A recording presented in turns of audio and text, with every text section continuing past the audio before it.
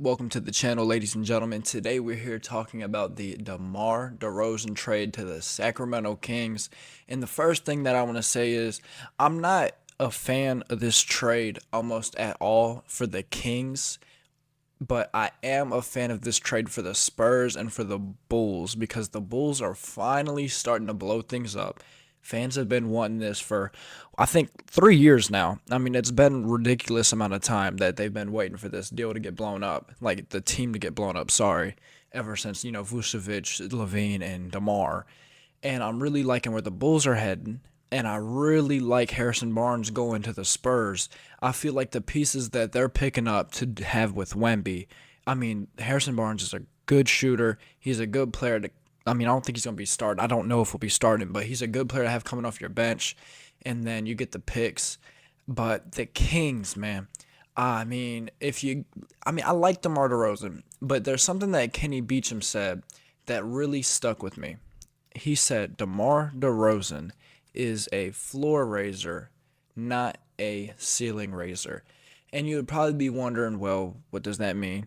And it means that like the Kings are a better team. Like they were good. Like the Kings are a good team, and they just got a lot better with DeMar DeRozan. But are they a championship contender? No. Are they going to be a playoff winning team? Like, are they going to win a playoff series? Probably not. And I mean, I feel like I don't want to hate too much because I feel like that's just like not necessary. And my screen is completely blown up to 200%.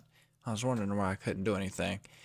And it's just like he's going to be good for the team. But it's just hard to just think they're going to win a playoff series, especially with how stacked the West is. Because if you go look at the West right now, and not to be rude to the Kings, but I mean, are they going to be better than the Thunder? No. Are they going to be better than the Nuggets? No. The Timberwolves? No. The Clippers? Probably. I think the Clippers, see, I haven't talked about any other trades, which I'm going to talk about in our next video. I'm just going to talk about the whole offseason just for a minute, try to get myself caught up with everything. But the Clippers losing Paul George, Kawhi Leonard very unhealthy. They picked up basically a bunch of rehab players. So I don't know how good that's going to work. And then you got the Mavericks. No.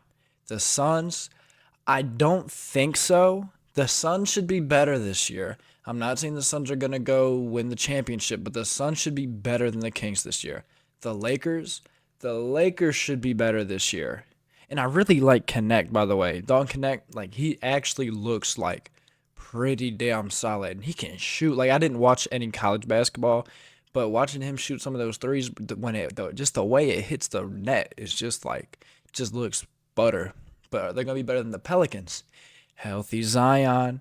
You got, I mean, that's a good team still, especially since they did. Oh my gosh, I forgot they picked up DeJounte Murray too for basically a bag of chips. And then you got the Warriors, the Rockets. Sengun's going to be getting better. That team is going to be a lot better this year, I feel.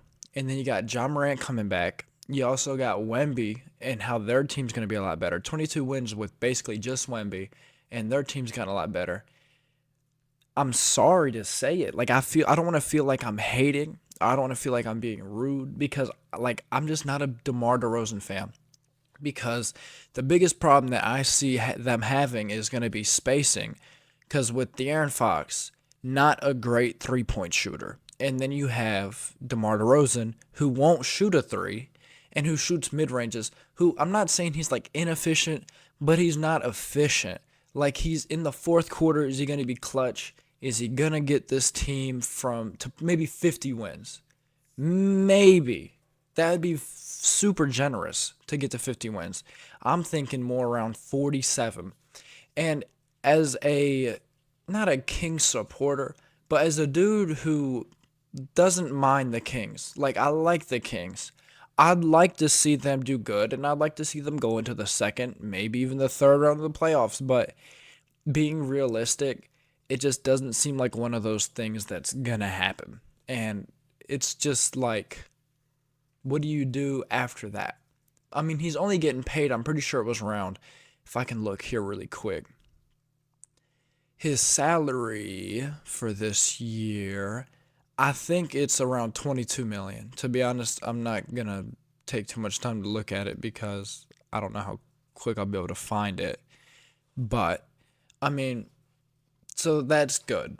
You're not paying him 45, 50 million. And actually, I want to make sure. Yeah, 27 mil.